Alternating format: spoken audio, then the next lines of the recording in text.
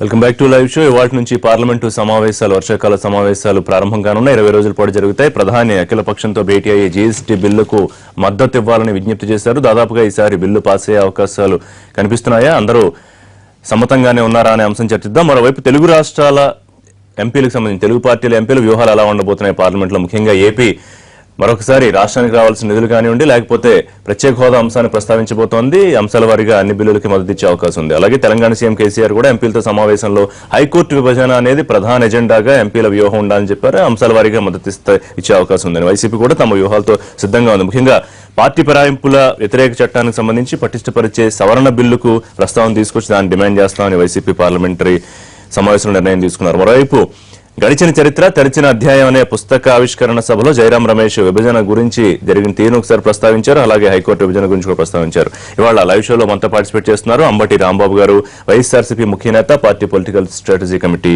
సభ్యులు. అలాగే సి రామకోటయ్య గారు, ఏపీ బీజేపీ అధికార ప్రతినిధి, పార్టీ ముఖ్య నాయకులు. పోరెడ్డి చంద్రశేఖర్ రెడ్డి గారు, టీఆర్ఎస్ అధికార ప్రతినిధి, పార్టీ ముఖ్య నేత. కంచెల చంద్రశేఖర్ రెడ్డి గారు. ఇక కోన రవికుమార్ గారు, ఏపీ ప్రభుత్వ విప్, ఆమదాల వలస ఎమ్మెల్యే.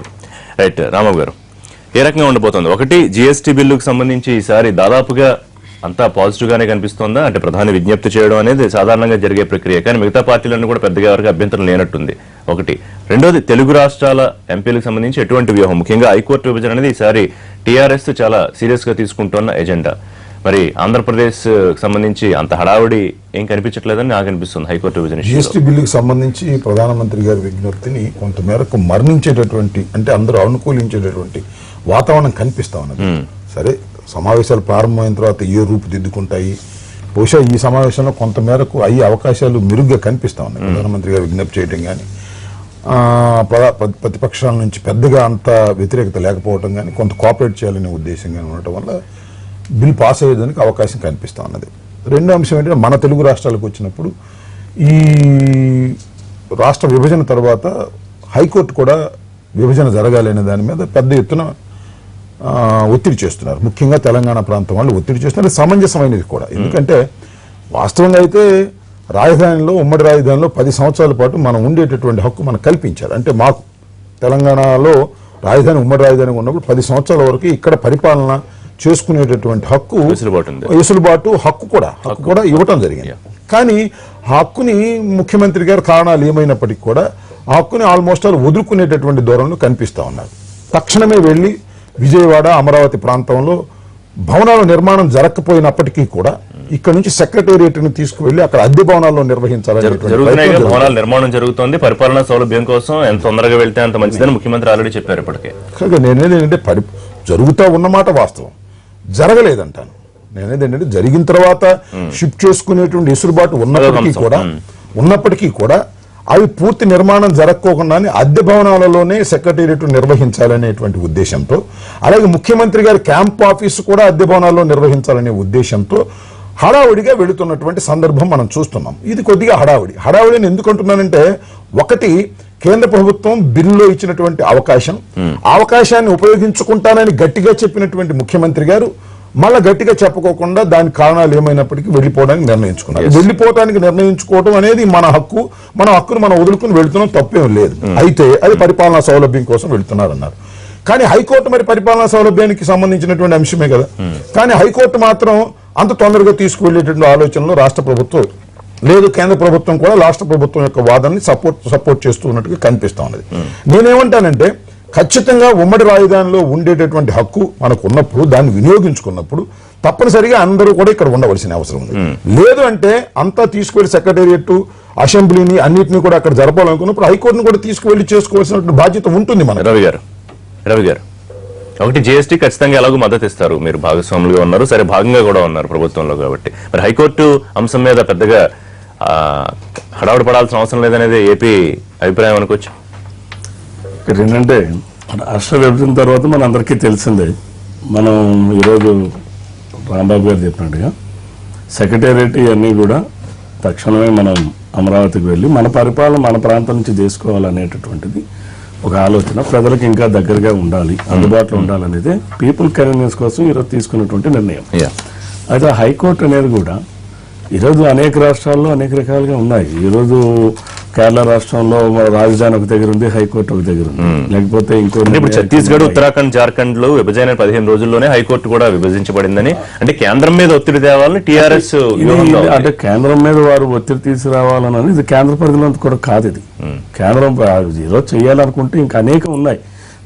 టీఆర్ఎస్ మా ముఖ్యమంత్రి గారు ఏంటంటే హైకోర్టు ఎలాగైతే విభజన జరగాలని చెప్పి గట్టిగా ఒత్తిడి చేయాలనుకుంటున్నారో అంతే గట్టిగా ఇంకా 140 కార్పొరేషన్స్ కానీ, కార్పొరేషన్ తాలూకా ఆస్తులు కానీ ఇంకా అనేకం ఉన్నాయి.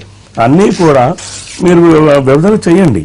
ఇప్పుడు సెక్రటేరియట్ అనేది ఇది విభజన కాదు, ఒక సెక్రటరీ, ఒక రాష్ట్ర ప్రభుత్వానికి సంబంధించినటువంటి పరిపాలనా విభాగం అది. ఆ విభాగాన్ని మేము తీసుకెళ్తున్నాం. వేరే ఇక్కడికి వచ్చేటప్పటికి హైకోర్టు ఇప్పటికీ ఉమ్మడి హైకోర్టుగా ఉంది. అలానే ఇప్పటికి కూడా కార్పొరేషన్లు కానీ వివిధ సంబంధించినటువంటి ఆస్తులన్నీ కూడా ఇంక తెలంగాణలోనే, అవన్నీ కూడా మీరు దాని మీద కూడా డిమాండ్ చేయండి. కేసీఆర్ గారు కేవలం ఏంటంటే ఏదో కొంతమందిని మభ్య పెట్టడం కోసం, కొంతమందిని రెచ్చగొట్టడం కోసం ప్రభుత్వం చేస్తున్నటువంటి చర్యగా కనిపిస్తుంది తప్ప మేము ఆంధ్రప్రదేశ్ ప్రభుత్వం చాలా స్పష్టంగా ఉన్నాయి. మీరు అన్ని కూడా చేయండి. కానీ నాకు అర్థమైన వరకు ఏంటంటే రవి గారు, ఏపీ సీఎం చాలా స్పష్టంగా చెబుతుంది ఏంటంటే హైకోర్టు విభజనతో పాటు ఇంకా ఉన్న విభజన అంశాలు 9th 10th షెడ్యూల్లో అంతే ప్రయారిటీ. అదే మేము చెప్తున్నామండి. మీరు ఈ ఉమ్మడి హైకోర్టును విభజించాలి అనేటటువంటిది ఎంత గట్టిగా మిగతా అంశాల మీద కూడా అంతే సీరియస్నెస్ ఉండాలి. మీరు మాకు కావాల్సింది మేము చేస్తాం, మిగిలినవన్నీ చేయమనంటే ఇది సరైన విధానం కాదు. చంద్రశేఖర్ గారు, ఒకటి హైకోర్టు అంశం, రెండోది జిఎస్టీ బిల్లు, దానికి ఖచ్చితంగా మద్దతు ఇస్తారు. కానీ జిఎస్టీ బిల్ అయితే అంశాల వారీగా మా యొక్క టిఆర్ఎస్ ప్రభుత్వం షరతులతో కూడిన మద్దతు అంటే అంతే కదా. ఇప్పుడు షరతులు కూడా ఏదైతే ఈ యొక్క దేశానికి సమగ్రతకు, దేశాన్ని బెనిఫిట్ కోసం ఉన్నప్పుడు దానికి తప్పక ఏ పార్టీ అయినా మద్దతు ఇవ్వాలి. ఇక్కడ రాష్ట్రకు సంబంధించి ఎట్లయితే రాంబాబు గారు చెప్పారో, పరిపాలన సౌలభ్యం కోసం మీరు మొత్తం సెక్రటేరియట్ నుంచి అందరు మినిస్టర్ల కానించి అక్కడికి వెళ్ళిపోతున్నారు.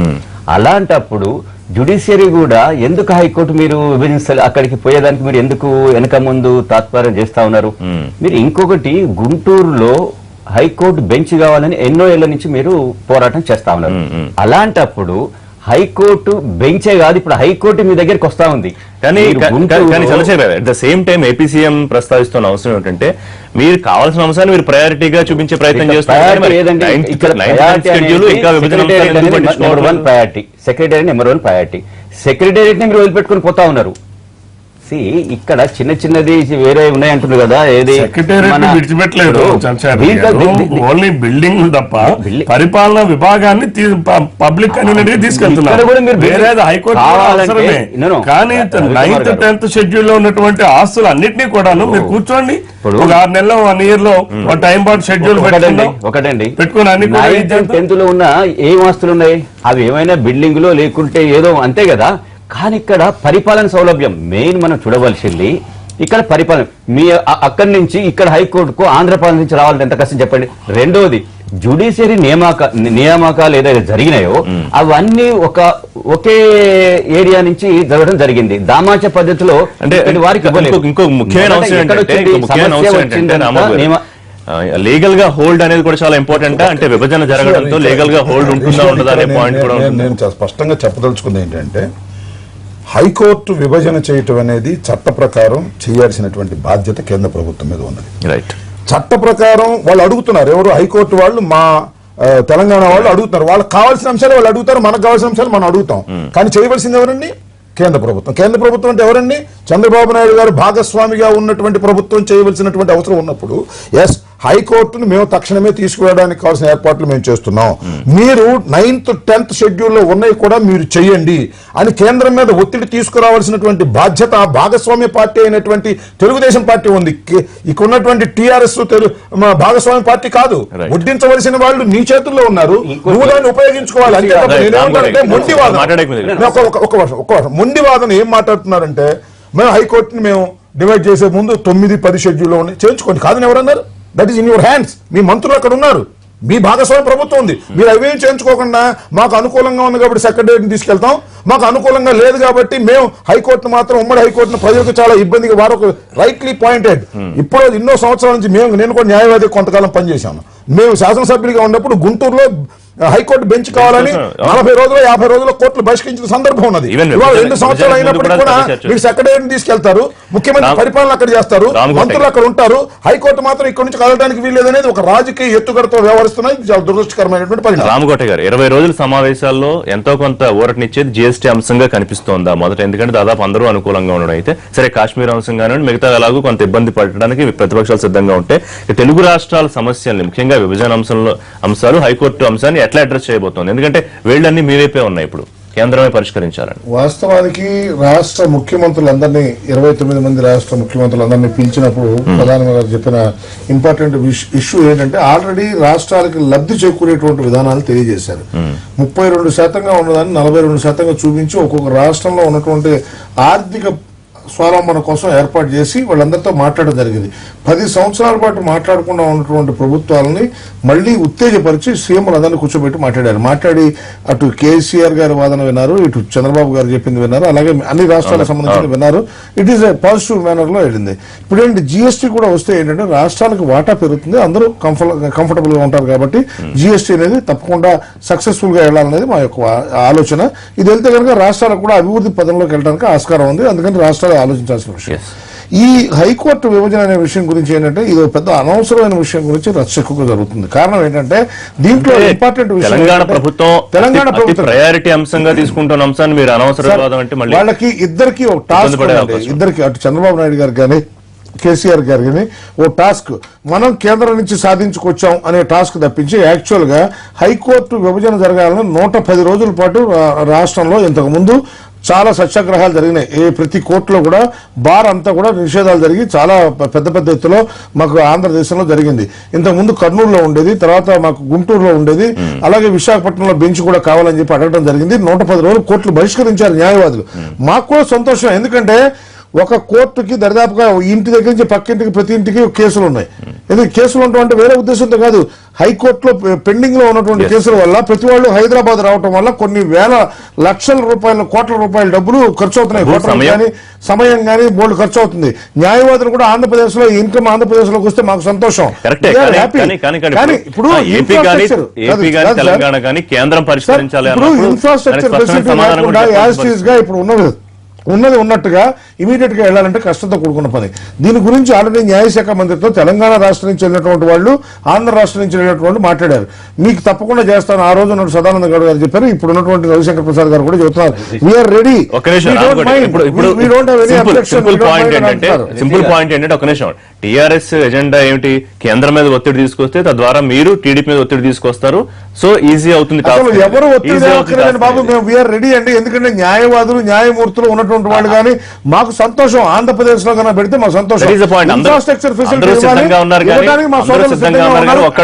టైం ఇవ్వండి. ఇప్పుడు 10 సంవత్సరాలు ఉంది, ఇంకా 8 సంవత్సరాల ముందే వెళ్లి పెడితే ఎలాగా? చంద్రబాబు నాయుడు గారు ప్రజల 10 సంవత్సరాల టైం ఉంది, 8 సంవత్సరాల ముందే ప్రజల వద్దకు పాలననే కదా గవర్నమెంట్ అంతా అక్కడ పోయింది. కానీ మీరు ఇక్కడ ఎందుకు తాత్పర్యం చేస్తున్నారు? 110 రోజులు ఆ రోజు మీరు బెంచ్ కోసమో లేకుంటే హైకోర్టు కోసమో మీరు ఏదైతే స్ట్రైక్లు చేసిండ్రో ఈ రోజు వచ్చేదాన్ని ఎందుకు కావాలంటారు? కావాలనే ఇక్కడ ఉన్న అడ్వకేట్స్ కు వారికి వచ్చే ఏదైతే ఉన్నదో వారి అపాయింట్మెంట్స్ రాకుండా ఆపాలను, లేకుంటే ఇంకా వేరే ఏమి మనసులో చల్లదు. ఈ రోజు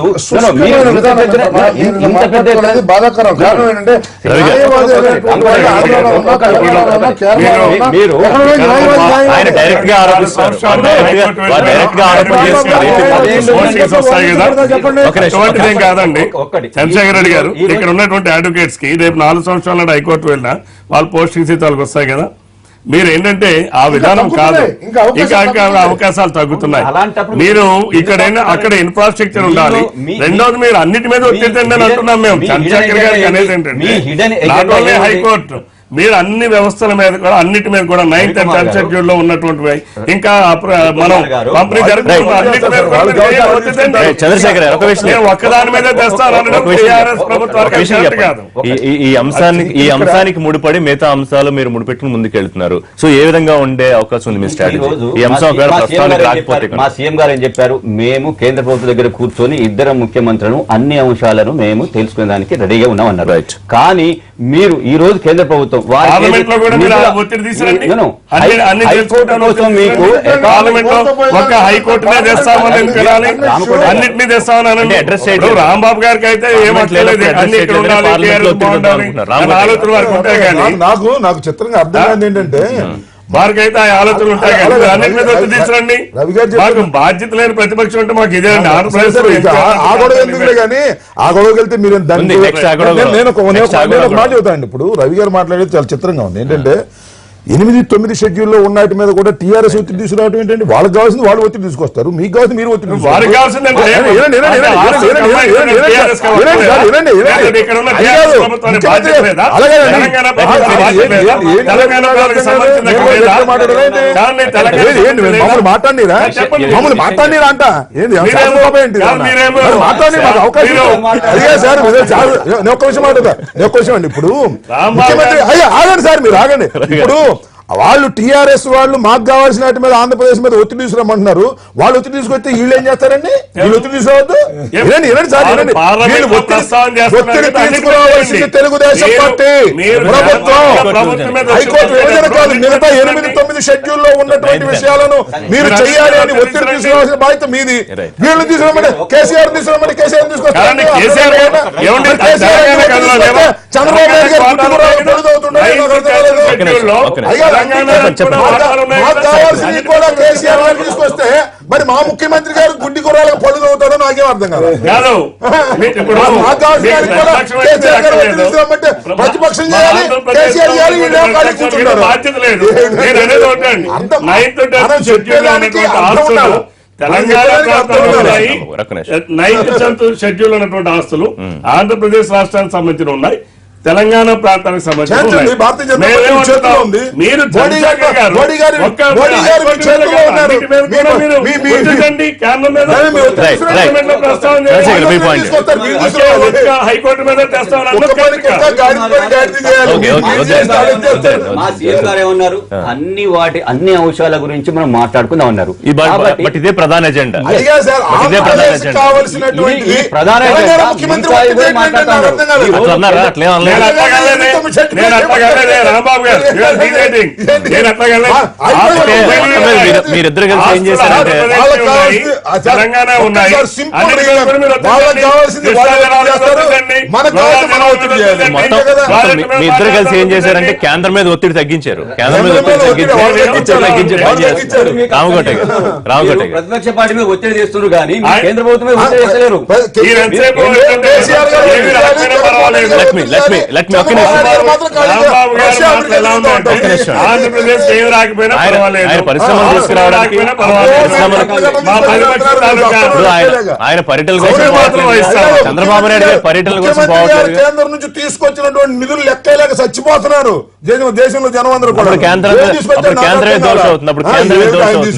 అప్పుడు కేంద్రమే దోష అవుతుంది. అవి అనకూడదు కానీ చెంబుడు మట్టిలను ఆ నీళ్లు తీసుకొచ్చి ఇస్తే అవి చూసి ఇంతవరకు జల్లారు లేదు తెలియదు. ఇప్పుడు తీసుకొచ్చి రామకోట గారు అందరూ ఒత్తిడి పడుతున్నారు కానీ అసలు ఒత్తిడి లేని కేంద్రం మీదే. కరెక్టేనా? అంటే ఇప్పుడు ఏపీ అయినా తెలంగాణ అయినా మీ ద్వారా పరిష్కారం చాలా ఒక విషయం 13వ ఆర్థిక సంఘం నుంచి 14వ ఆర్థిక సంఘాన్ని మీరు కనుక పరిశీలనగా చూస్తే దాంట్లో 13వ ఆర్థిక సంఘంలో ఉమ్మడి ఆంధ్రప్రదేశ్ కి 80,450 కోట్లు వస్తే 14వ ఆర్థిక సంఘంలో ఓన్లీ విడిపోయిన ఆంధ్రప్రదేశ్ 13 జిల్లాలకి 2,08,000. మీరు అంత లెక్క చెప్తే నిజంగా లెక్క పెట్టుకోవడం ఇబ్బంది అవుతుంది. వాస్తవం. ఏపీసీ ఎందుకంటే 1,20,000 తెలంగాణ కూడా కొత్త మిషన్లు అనేది తెప్పించారు. రవి గారు దేశంలో అన్ని రాష్ట్రాలకు వచ్చాయిగా, దేశంలో అన్ని దేశంలో అన్ని రాష్ట్రాలకి 42% ఇప్పుడు 32% అన్ని రాష్ట్రాలకు వెళ్ళిందా ఒక ఆంధ్రప్రదేశ్ తెలంగాణకు వచ్చింది. ఈ ఆలోచన ఏంటంటే దేశంలో ఎన్ని లక్షల కోట్లు రానివ్వండి. రామకోట గారు చాలా ఎవరు ఒత్తిడి తెచ్చినా చేయబోయినా రాష్ట్రానికి రావాల్సిన ప్రతిపత్తి కల్పించడానికి కేంద్ర ప్రభుత్వం మోడీ గారు పరిపూర్ణంగా సిద్ధంగా ఉన్నారు. వాళ్ళు రాష్ట్రానికి ఏమేం కావాలనే విషయాల గురించి ఆలోచన చేస్తున్నారు. మీరు వెళ్ళి అక్కడ ఒత్తిడి తీసుకొచ్చి మా మిత్రులు కదా అని చెప్పి ఒత్తిడి తీసుకొచ్చినా లేకపోతేనేమో మన తెలంగాణ వాళ్ళు శత్రువులు కాదు, వాళ్ళు కూడా మన రాష్ట్రంలో మనకు ఉన్నటువంటి విధానం. వీళ్ళు వెళ్ళినా కూడా కేసీఆర్ వెళ్ళినా కూడా సమ ఉజ్జీలో వాళ్ళకి ఇవ్వాల్సిన విధానంలో తప్పకుండా రావాల్సిన నిధులు ఇస్తున్నారు. అయితే హైకోర్టు చిన్న విషయంలో break హైకోర్టు విషయంలో 2 సంవత్సరాల విషయంలో అనవసరమైనటువంటి రాద్ధాంతం ఇప్పుడు జరుగుతుంది. హైకోర్టు విషయంలో మీకు సంబంధం ఉందా లేదా చెప్పండి తప్పకుండా కేంద్రం ready to do that. So ఇంక ఇబ్బంది ఏం లేదు మరి కేంద్రం మీద ఒత్తిడి తేవక్కర్లేదు అదే సిద్ధంగా ఉందని చెప్పారు. చంద్రబాబు నాయుడు గారు ఎప్పుడు ఫెసిలిటీ చూపిస్తే అప్పుడు చేస్తామని వాళ్ళే చెప్పారు. హైకోర్టు కూడా మిగతా విషయాలు కూడా మాట్లాడుతూ ఉంటున్నారు. Right. కాబట్టి మీరిద్దరు అక్కడ కేంద్రంలో మీరు పరిపాలన చేస్తా ఉన్నారు. మీరు ముందుకు రండి. ఇప్పుడు కేంద్ర We are ready. We are ready. కేంద్ర సో రవి గారు ఇప్పుడు ఇంక మీరే చెప్పాలి ఎందుకంటే సరైన సమయంలో కేంద్రం రెడీగా ఉంది. సరే టీఆర్ఎస్ ఎలా డిమాండ్ చేస్తుంది ఏపీ రెడీగా లేదనే చేస్తుంది. మేము చాలా స్పష్టం చెప్తామండి అన్ని అంశాల మీద టీఆర్ఎస్ చంద్రశేఖర్ గారు మాట్లాడాల్సింది ఏంటంటే మాకు ప్రధానమైన ఎజెండా హైకోర్టే కాదు, తెలంగాణ ప్రాంతానికి వెళ్ళవలసినటువంటి ఆస్తులు ఉన్నాయి, ఆంధ్రప్రదేశ్ రాష్ట్రానికి వెళ్ళాల్సినటువంటి ఆస్తులు ఉన్నాయి, అన్నిటి మీద ఒత్తిడి సో తీసుకురా. తేలే వరకు ఏపీ హైకోర్టు మీద తేల్చదు అంతే కదా. That is the point. అన్ని అంశాలు తేలే వరకు హైకోర్టు మీద మీరు రెడీగా సో ఈ సమావేశాలు అయ్యేలోపు సింపుల్. అంతకుముందు సెంట్రల్ లా మినిస్టర్ చాలా స్పష్టంగా చెప్పారు మాకు ఇప్పుడు వసతులు చూపిస్తే ఆంధ్రప్రదేశ్ ప్రభుత్వం చూపించండి. అప్పుడు మేము తీసుకువెళ్తామని చెప్పారు. వాళ్ళు in the court of AP government is not ready to show the buildings. ఇది పరిస్థితి. అన్ని ఉండాలి కదా. అంటే సీఎం అదేదో గారు తీసుకెళ్ళి అదేదో తీసుకెళ్ళి సీఎం గారు మామూలుగా 4 గదులు ఇల్లు పెట్టలేం కదా. హైకోర్టు తీసుకెళ్ళి సెక్రటరీ చిన్న బ్రేక్ తీసుకోండి. చిన్న బ్రేక్ ఐఏఎస్ ఆఫీసర్ మద్రాసు విడిపోయినప్పుడు కర్నూలులో షామియానా చేసుకుని చేసేవాడు కింద. Secretary is different. ఆ రోజు కూడా దానికి ఒక ప్రత్యేకమైన ఉంది. దాన్ని తీసుకెళ్లి ఏదో అపార్ట్మెంట్ అంటే ఇక్కడ పెట్టలేం కదండి. రైట్ కుమార్ గారు రైట్ కంటిన్యూ చేద్దాం. చిన్న బ్రేక్ తీసుకుందాం లైవ్ షోలో. బ్రేక్ తర్వాత షో కంటిన్యూ చేద్దాం. Stay tune.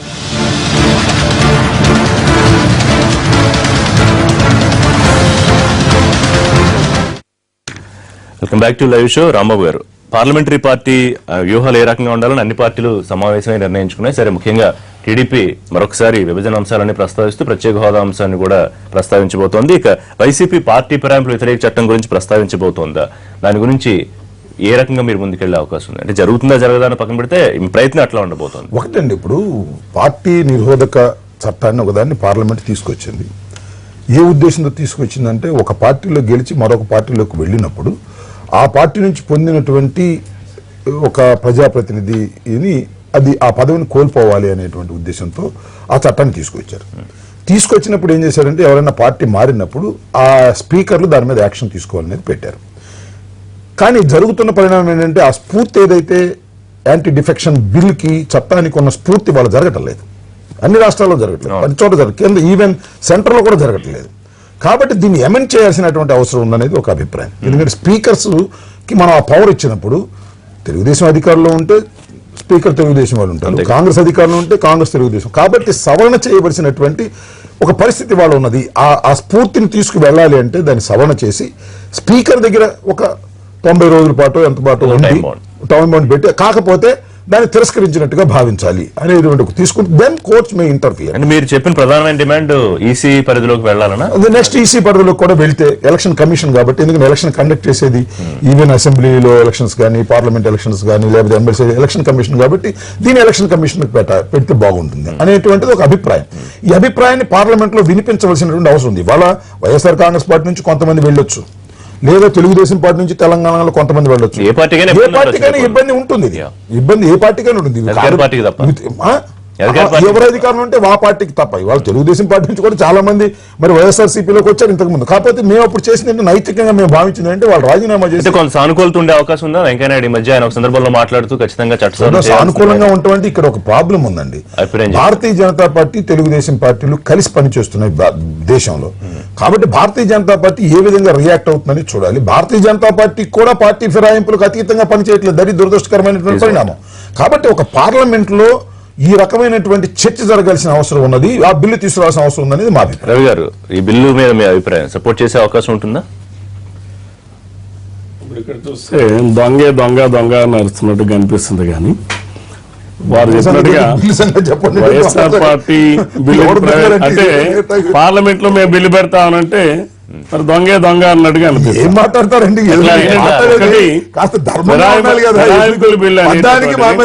ఫిరాయింపుల బిల్లు అనేటటువంటిది ఈరోజు దేశంలో చర్చించాల్సినటువంటి అవసరం ఉంది. అయితే వారు చెప్పినట్టుగా ఎలక్షన్ కమిషన్ పరిధి ఏంటండి? అంటే మొదట స్పీకర్ కి ఒక టైం ఎలక్షన్లలో ఏదవనే కాండి, ఇది చట్ట సంస్థలు ఇవి. ఈ సంస్థలో ఈ వ్యవస్థలో స్పీకర్ గారికి కొన్ని అధికారాలు ఉంటాయి. అంటే స్పీకర్ గారి పరిధిలో కొన్ని అధికారాలు ఉంటాయి, అట్లా సభకు కొన్ని అధికారాలు ఉంటాయి. ఇవన్నీ ఇక్కడ ఏంటంటే ఎన్నికల కమిషన్ అనేటటువంటిది ఎన్నికల నిర్వహణ వరకే వారి బాధ్యత తప్ప రాజ్యాంగబద్ధమైనటువంటి అంశాల్లోకి ఎన్నికల కమిషన్ తలదూర్చేటటువంటి అధికారం ఎప్పుడూ కూడా ఎన్నికల కమిషన్ కి రాదు. అది ఇచ్చేదానికి అర్హత లేదు. వారి ప్రతిపాదన జరుగుతూనే ఉండాలంటారా?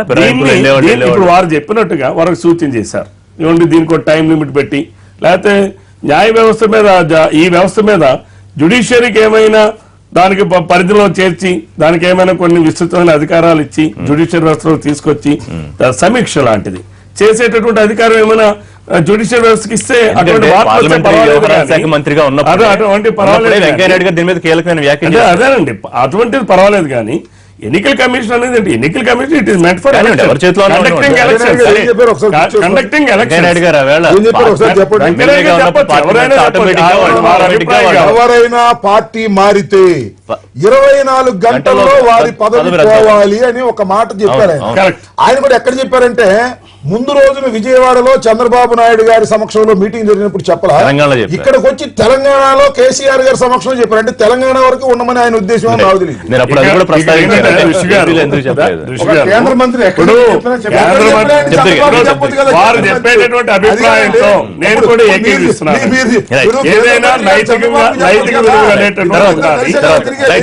విలువ మారేటప్పుడు నైతిక విలువ దీనికి అనుబంధంగా దీనికి అయితే ఏంటంటే ఇది ఎన్నికల కమిషన్ కి ఇవ్వాలనేటటువంటి సూచన అయితే కరెక్ట్. కానీ దీనికి అనుబంధంగా మీరు ఇంకా లేవనెత్తబోయే అంశాలు, లేకపోతే విజ్ఞప్తి చేసే అంశాలనండి, డిమాండ్ చేసే అంశాలనండి, ప్రత్యేక హోదా అనే అంశం దాదాపుగా అటెక్కించేశారన్న ఫీలింగ్ ఉంది అందరిలో. ఉందా అది ఇంకా?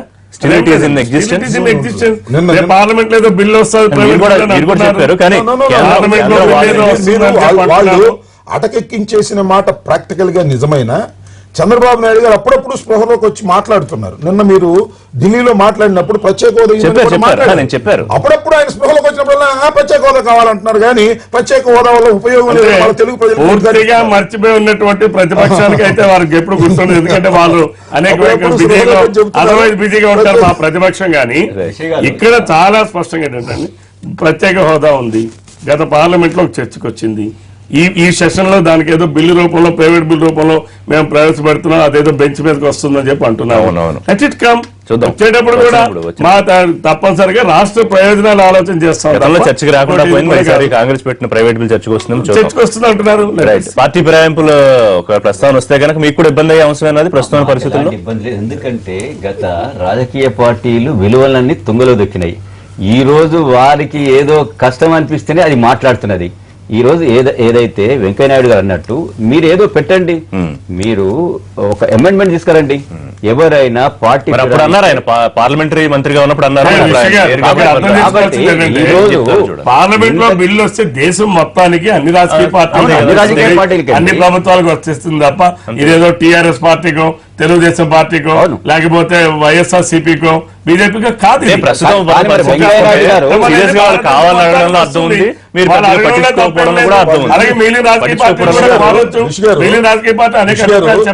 ఇక్కడ ఒక చిన్న కామన్ సెన్స్ పాయింట్ ఏంటంటే, ఇది టీఆర్ఎస్ గానీ అటు తెలుగుదేశం పార్టీ గానీ ఈ బిల్లు కావాలని ఎందుకు కోరుకుంటారు? ఎందుకంటే ఆ బిల్లుని దారుణంగా, ఆ చట్టాన్ని దారుణంగా వ్యతిరేకిస్తున్న వారు, అమలు చేయకుండా చేస్తున్నవారు వాళ్ళే కదా. ఇప్పుడు గొప్ప విషయం చెప్తాను, అంటే గతంలో వైఎస్ఆర్సీపీ ఎప్పుడు చేయలేదు, మీరు గుర్తుపెట్టుకోండి.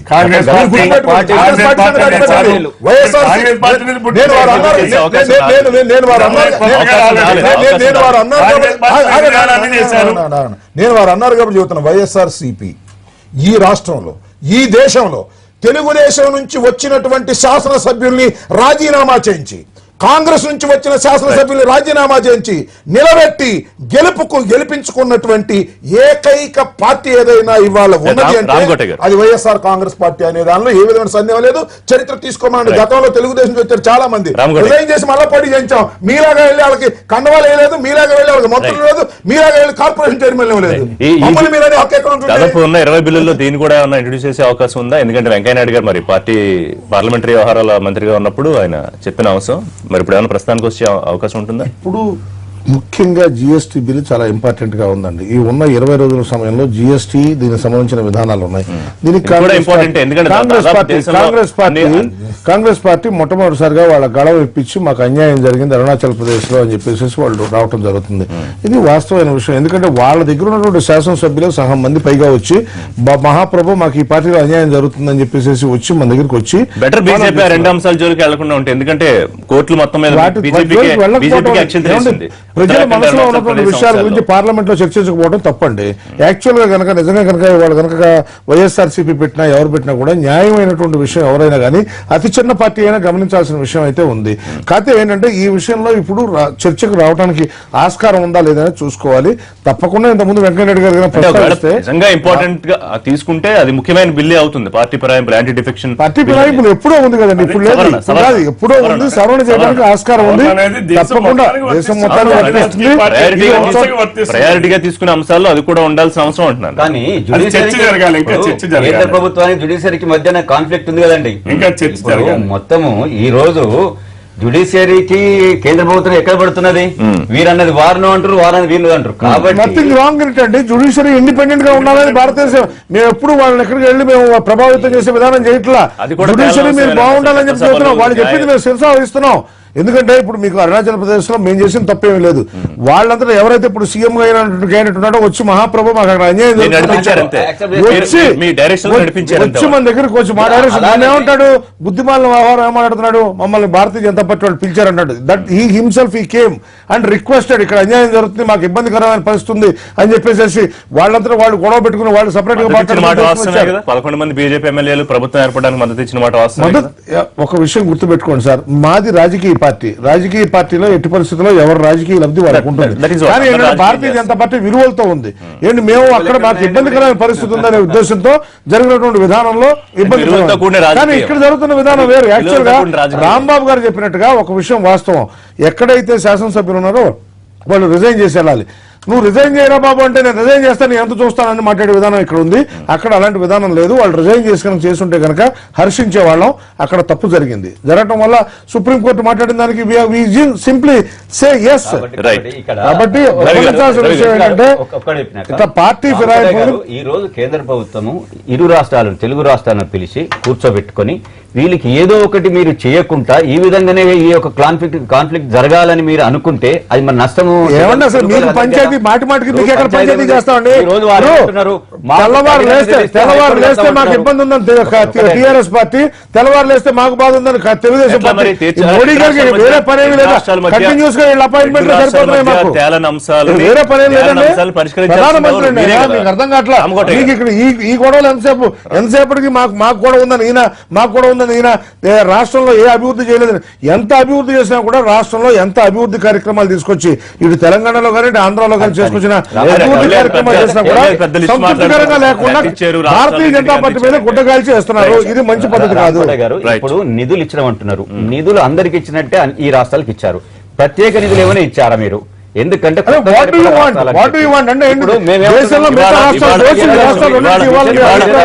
తెలంగాణ సీఎం కలవబోతున్నారు. దాదాపు 34 అంశాలతో కూడిన నివేదిక ఇవ్వబోతున్నారు. అందులో అన్ని అంశాలు వస్తాయి. మరి దాని మీద న్యాయబద్ధంగా 36 కాదు 360 అంశాలు అడిగినా కూడా తప్పులేదండి. ఎందుకంటే కేసీఆర్ గారు ఏదైనా న్యాయబద్ధంగా అడిగితే వీ డోంట్ మైండ్. ఇప్పుడు ఈ రాష్ట్రానికి అభివృద్ధి పరంగా ఉంది, దానికి కావాల్సిన ఏదైనా కావాలంటే కూడా తప్పకుండా కేంద్రం సాయం చేయడానికి ఉంది. మాకు తెలంగాణ ఏమి దూరమైన కాదు. ఇక్కడ రాబోయే రోజుల్లో మేమే అధికారంలో అదే విధంగా ఆంధ్రప్రదేశ్ లో కూడా మా అడిగారు ఇదేం లేదు.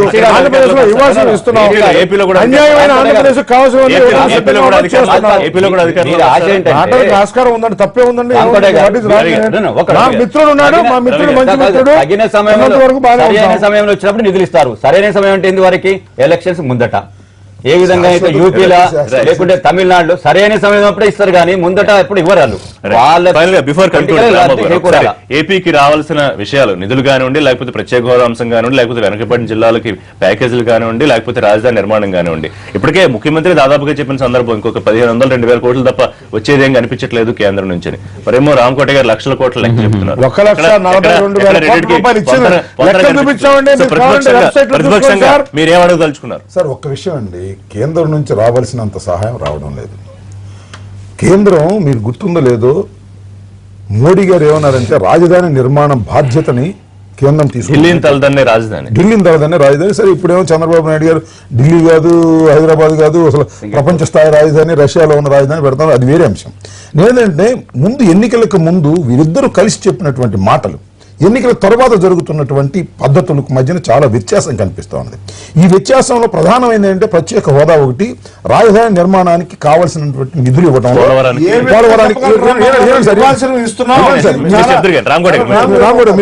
ఇవ్వాల్సినవి వీళ్ళు ఇస్తున్నా ఉంటున్నారు. వాళ్ళు కూడా తెలుగుదేశం పార్టీ వాళ్ళు కూడా ఏదో కుయికై మనకోకుండా కాముగా కూర్చుంటారు, అడగాల్సిన పద్ధతులు అడగటం. వీళ్ళిద్దరూ భాగస్వామ్య పార్టీలు. నేను అనేది ఏంటంటే ఇక్కడ వీరి భాగస్వామ్యం వల్ల రాష్ట్రానికి ప్రయోజనం జరుగుతుందని ప్రజలు భావించి ఈ భాగస్వామ్యానికి ఓటు వేస్తే, ఈ భాగస్వామ్యం వల్ల ప్రయోజనం జరగకపోగా తీవ్రమైన నష్టం జరుగుతా ఉన్నది. రావాల్సినటువంటి నిధులు గాని, రావాల్సినటువంటి ప్రత్యేక హోదా గాని, రావాల్సినటువంటి ఇంకా ఇతరత్ర రావాల్సిన లాభాలు విడిపోయినటువంటి రాష్ట్రానికి రావాల్సినటువంటి రావడం లేదు. మిత్రులుగా లేకపోతే గట్టిగా అడిగేవాళ్ళు, అది కూడా లేదు. ఇప్పుడు అడగడానికి అవకాశం ఉండేదా? ఈరోజు వైఎస్ఆర్సీపీ ఏంటంటే అప్పుడు వాళ్ళ సహకారంతోనే అక్కడ ఉన్న వాళ్ళ తల్లి పార్టీ ఆ రోజు రాజ్యాంగం రాష్ట్రాన్ని విడగొట్టారండి. మేము ఇప్పుడున్న ప్రభుత్వాన్ని, ఇప్పుడున్నటువంటి కేంద్ర ప్రభుత్వాన్ని మేము అడిగేది కేంద్ర ప్రభుత్వాన్ని మేము అడిగేది చట్టంలో ఏవైతే ఉన్నాయో చట్టంలో ఉన్నటువంటి ఇమ్మంటున్నాం. We are not exceeding anything. We are not exceeding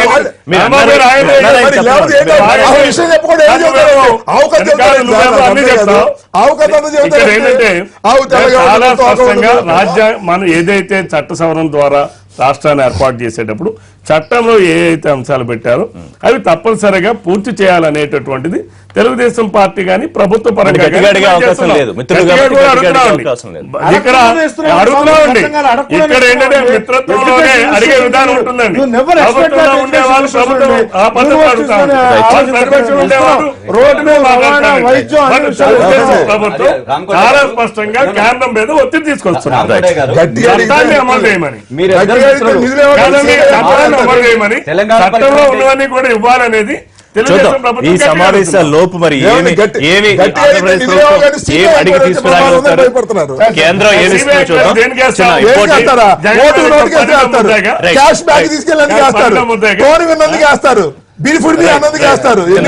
చిన్న ఇంపార్టెంట్ బ్రేకింగ్ చూద్దాం అండి.